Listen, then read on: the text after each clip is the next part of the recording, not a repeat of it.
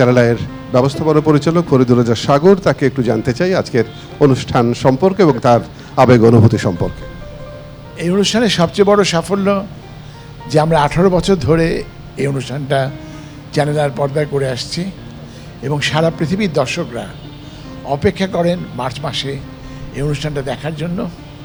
আর 18 বছর ধরে এই অনুষ্ঠানের সাথে চ্যানেল আইয়ের সঙ্গে আফজাল হোসেন রয়েছেন উপস্থাপক হিসেবে, রয়েছেন অনুষ্ঠান পরিকল্পনাকারী হিসেবে, রয়েছেন আমিরুল ইসলাম, রয়েছেন মুকিত মজুমদার বাবু, রয়েছেন জহিরুদ্দিন মাহমুদ।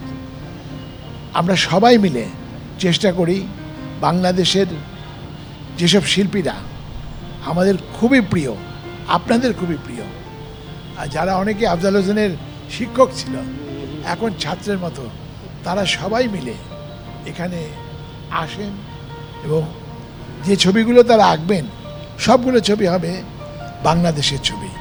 অর্থাৎ আমাদের হৃদয়ে যে বাংলাদেশ আমরা লালন করি সেই বাংলাদেশের ছবি, এবং আজকেও আমরা আমাদের এই অনুষ্ঠানে তার প্রতিচ্ছবি আমরা দেখতে পাবো।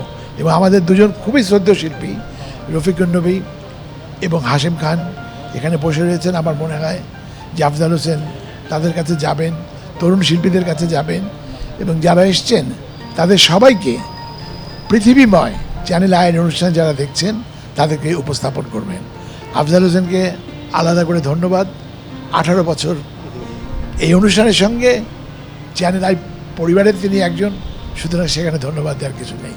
আফজাল হোসেন, আশা করি যে তুমি সবাইকে যথেষ্ট তারা যে আগ্রহ নিয়ে এসছে বাংলাদেশকে ক্যানভাসে ফুটিয়ে তুলতে, সেটা দর্শকদের উপলব্ধি করাতে সাহায্য করবে। অবশ্যই, অনেক ধন্যবাদ। 200-র বেশি সার্ভিস ও ফিচারে লেনদেনের সব বিকাশ অ্যাপে সম্ভব।